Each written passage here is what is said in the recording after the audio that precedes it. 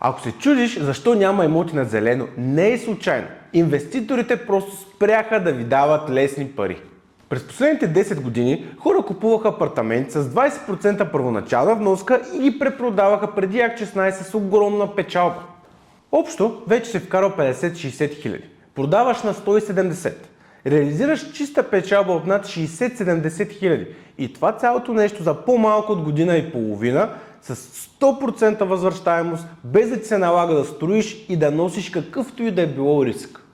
Инвеститорите не са глупави. В един момент им писна други хора да печелят от техния продукт повече отколкото самите тях. Спряха просто да продават на ранен етап. Държат ги до Акт 14, 15, 16 и ги пускат на много по-високи цени отколкото в началото.